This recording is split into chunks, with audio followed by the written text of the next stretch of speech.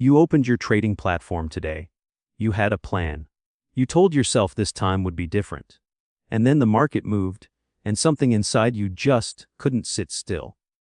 That one feeling, that itch, that pull, that whisper saying, "Do something," cost you more money than any bad setup ever could.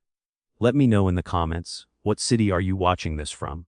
And be honest, are you consistently profitable in trading, or are you still struggling? If you need guidance, drop a comment below. I personally read them, and I'll help where I can. Because what I'm about to share with you isn't a strategy. It's not a new indicator. It's not a secret pattern that the banks don't want you to know. What I'm about to walk you through is the one truth that most trading educators are too afraid to say out loud, that the majority of retail traders would have made more money this year if they had simply done nothing. If they had closed their laptop, walked away from the screen, gone for a walk, and made a cup of coffee and let the market do what it was going to do anyway. The painful irony of trading is that your greatest enemy isn't the market. It isn't the algorithm. It isn't the hedge fund on the other side of your trade. Your greatest enemy is the version of you that cannot stand the silence. The version of you that confuses movement with progress and action with intelligence. I want you to think back to a moment, and I know you have one, where you had a perfect trade. You entered it, it moved in your direction, you were up. Maybe it was $50. Maybe it was $500. Maybe it was a number that made your heart beat a little faster. And then something happened. The trade pulled back slightly, just a little, just enough. And that little pullback spoke to a part of your brain that is over 40,000 years old. That ancient, reptilian, survival, wired part of your brain screamed at you, "Get out, protect what you have. A tiger is coming." And you closed the trade early, and then you watched. You watched as that trade went on to hit the exact target you had set. You watched as the market did precisely what your analysis said it would do. And you made a fraction of what you should have made, because your nervous system treated a winning trade like a predator in the jungle.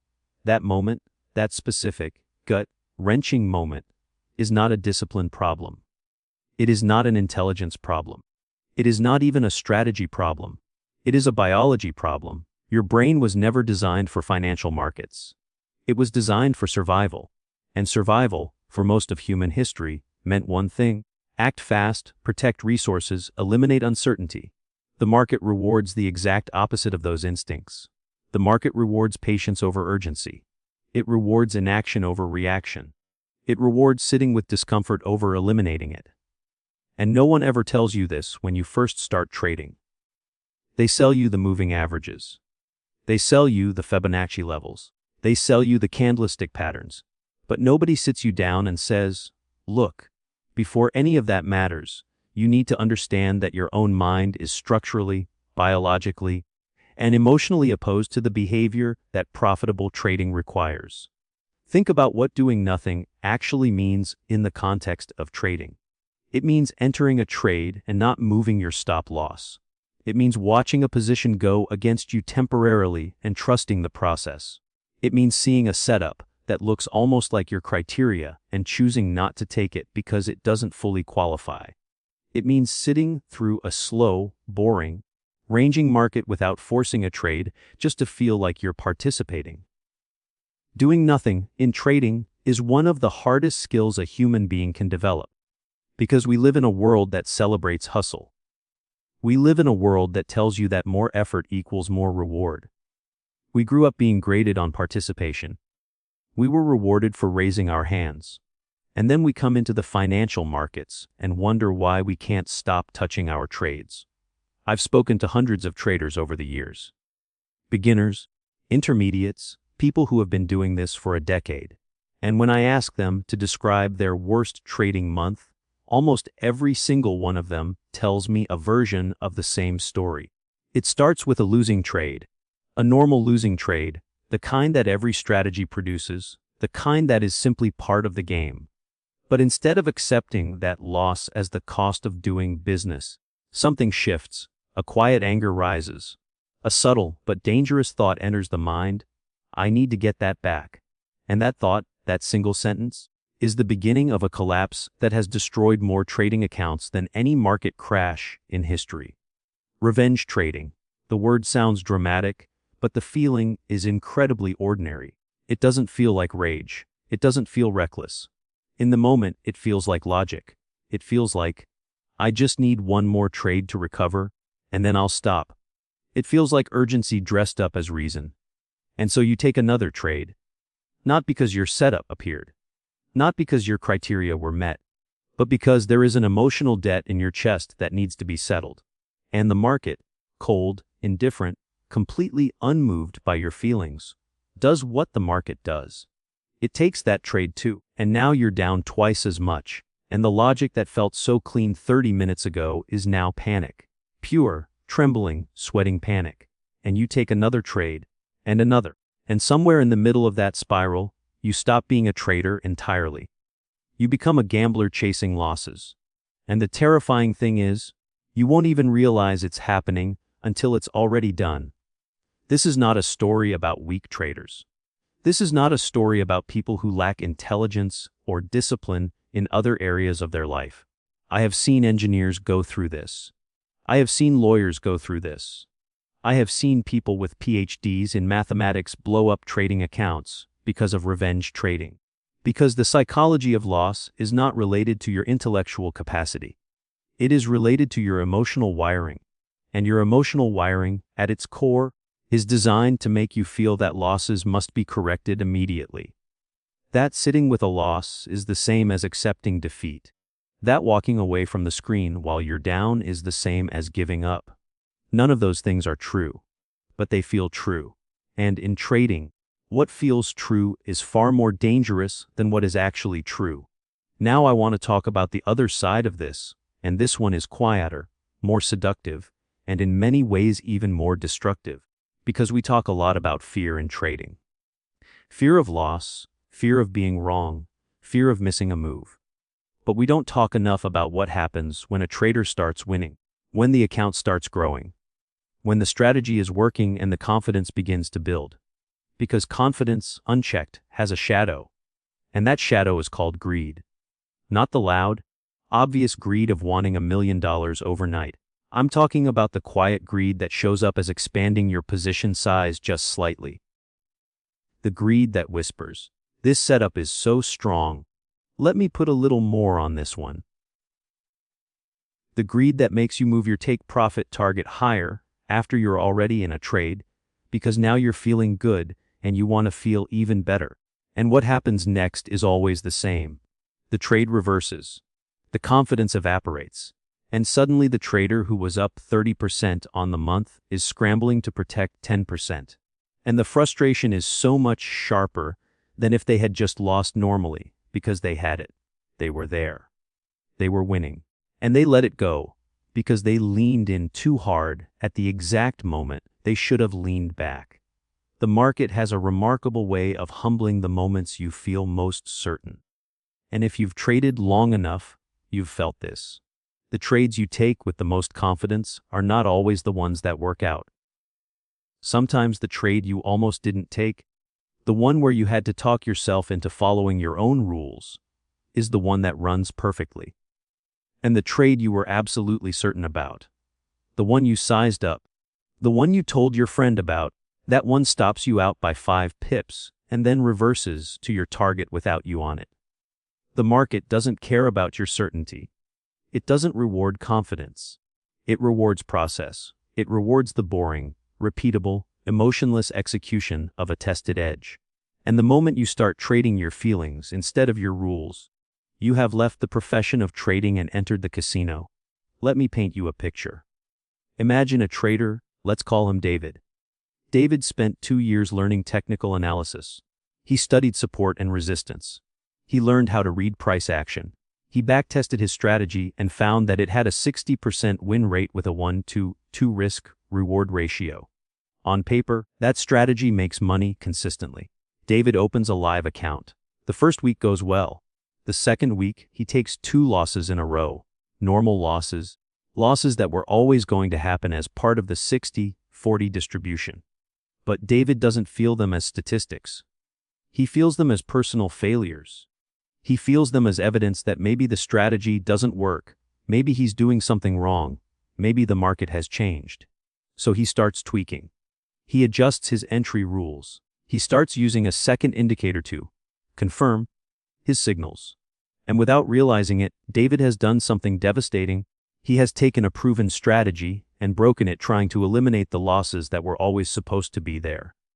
6 months later, David's account is down 40%, not because his original strategy was wrong, but because he couldn't emotionally tolerate the drawdowns that the strategy required in order to produce its edge. He was not undone by the market. He was undone by his own inability to do nothing when his instincts were screaming at him to do something. This is the story of most retail traders. Not dramatic blow-ups. Not reckless gambling. Just slow, quiet, well-intentioned self-destruction, one small tweak at a time. Now here is the part that I really want you to sit with, because this is where most trading content stops, and this is exactly where the real conversation needs to begin. The reason you overtrade, the reason you revenge trade, the reason you can't hold your winners and can't accept your losers, has almost nothing to do with the market. It has to do with what trading represents to you emotionally. For a lot of traders, especially those who came to this trying to escape something, financial stress, a job they hate, a feeling of being behind in life, trading is not just a financial activity. It is loaded with meaning. Every winning trade is proof that you're smart, that you made the right choice, that you're going to be okay. Every losing trade is a threat to that narrative. It activates shame. It activates fear. It activates the same emotional response you'd have if someone told you that you weren't good enough. And you cannot trade well from that place. You cannot make clear, rational, process-driven decisions when every trade is secretly a referendum on your self-worth. This is why the most dangerous thing you can do as a trader is to need the money. Not want it, need it. When your rent depends on your next trade, your brain is not in problem-solving mode. It is in survival mode. And in survival mode, you don't take calculated risks. You lunge. You freeze. You abandon your rules. You hold losing trades hoping they'll come back because you physically cannot afford to take the loss. And the market, once again, does not negotiate with survival instincts. The traders who last, the ones who are still doing this 5, 10, 15 years from now, they all share one thing in common that has nothing to do with their strategy or their indicators or their risk management spreadsheet. They have made peace with losing. Not accepted it reluctantly, not tolerated it as a necessary evil, genuinely made peace with it. They understand that a losing trade is not a mistake. A losing trade that followed your rules perfectly is not a failure. It is data. It is one sample in a distribution of outcomes that, over hundreds and thousands of repetitions, produces a positive expectancy. The mistake, the real mistake, is the trade you took without a reason. The position you sized up out of excitement. The stop loss you moved because you didn't want to be wrong. Those are the mistakes. And the difference between those two things, a loss within the rules versus a loss outside the rules, is the entire difference between a professional trader and a struggling one. I want to give you something practical here, because understanding this intellectually is one thing and actually changing your behavior at the screen is another. The first thing I want you to do, starting from your very next trade, is to build what I call a pre-trade silence. Before you click that button, before your finger moves to execute, I want you to pause for 30 seconds. Just 30 seconds. Sit with the trade. Ask yourself 3 questions. Is this set up within my exact criteria, or am I bending the rules to justify taking it? Am I in a neutral emotional state right now, or am I coming off a loss, a win streak, or a period of frustration? And finally, if this trade loses, will I be okay? Not financially ruined, not emotionally devastated, okay?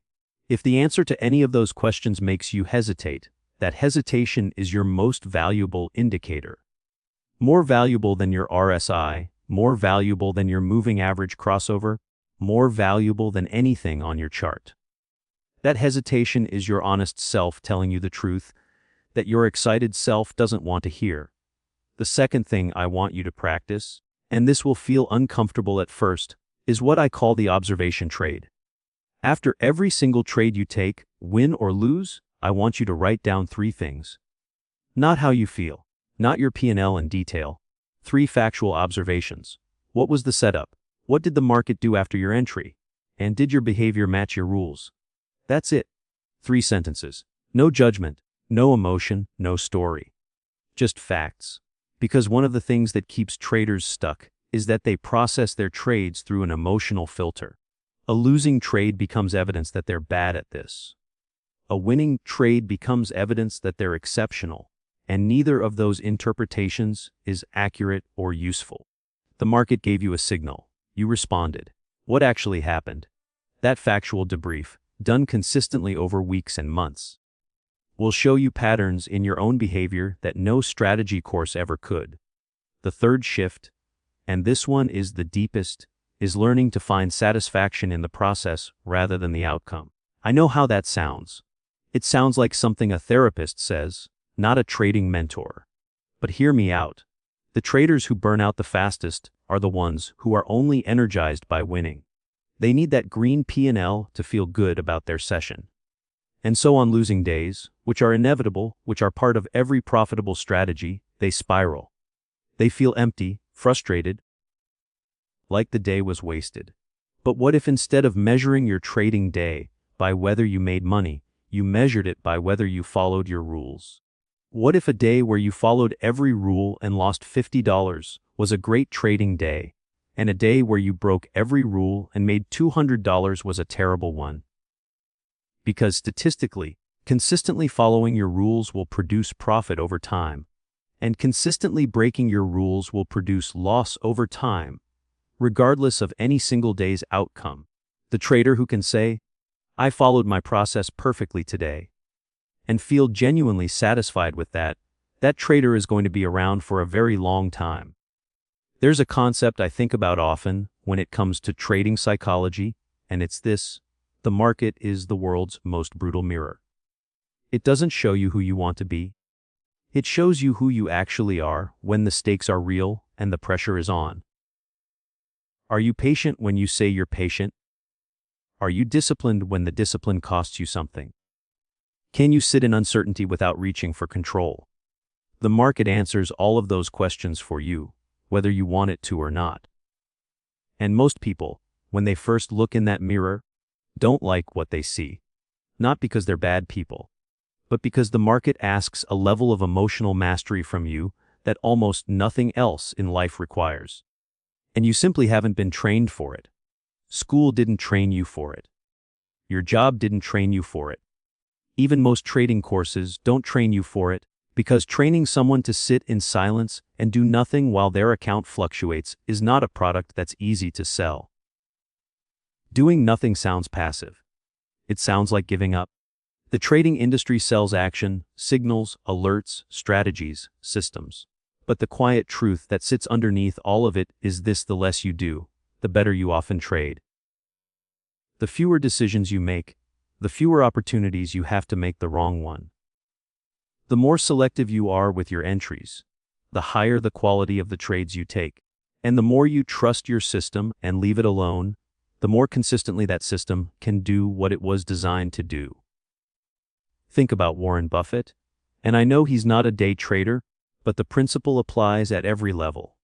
His most famous quote about investing is that the stock market is a device for transferring money from the impatient to the patient. Read that again. From the impatient to the patient. The market is literally designed, by its very nature, to reward those who can wait, and punish those who cannot. Every time a retail trader closes a position early out of fear, that profit goes somewhere. Every time a trader exits at a loss because they couldn't hold through the noise, that money goes to the trader on the other side who could.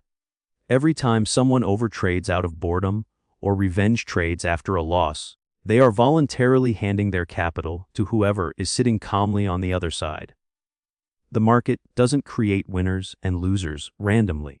It consistently transfers wealth from emotional decision-making to unemotional decision-making. That is the game. And the only way to be on the right side of it is to get out of your own way. I want to end with something that I hope stays with you long after this video ends. The version of you that is watching this right now, the one who has struggled, who has blown accounts, who has made the same mistakes over and over and wondered, if you're cut out for this, that version of you is not broken. You are not missing a gene that profitable traders have. You are not fundamentally unsuited for this. What you are is untrained in a very specific, very unusual, very counterintuitive set of psychological skills that almost no one develops naturally. And like any skill, it can be built. Not quickly, not easily, but consistently, with intention, with humility, and with the willingness to look honestly at your own patterns without flinching. The traders who make it are not the ones who never feel fear or greed or the urge to revenge trade. They feel all of those things. The difference is that they have built enough self-awareness to recognize those feelings as signals, not instructions. Fear is a signal to double, check your process, not to close the trade. Excitement is a signal to check your position size, not to increase it. The urge to take a trade just to be doing something is a signal to step away from the screen, not to click the button. Every emotional state that trading produces has information in it. The work is learning to read that information without being controlled by it. So here is your homework. For the next 7 days, I want you to track not your trades, but your impulses. Every time you feel the urge to take a trade that isn't fully within your criteria, write it down. Don't take it, just write it down. Every time you feel the urge to move your stop or close a position early out of emotion, write it down. At the end of 7 days, look at that list. What you will find is a pattern, a specific emotional trigger, or a specific time of day, or a specific market condition that consistently pulls you out of your rules. That list is more valuable than any trading course you will ever buy. Because that list is a map of the exact places where your psychology is leaking your money. And once you can see it clearly, once you can name it honestly, you can begin, slowly, imperfectly, but genuinely, to change it. Type the word STLES in the comments right now if this hits something real for you. Not because it's an engagement tactic, but because the act of saying it, of committing to that one word, is the beginning of a different relationship with trading. A relationship built not on hustle and urgency, but on patience, self-awareness, and the profound, underrated, incredibly powerful ability to do nothing.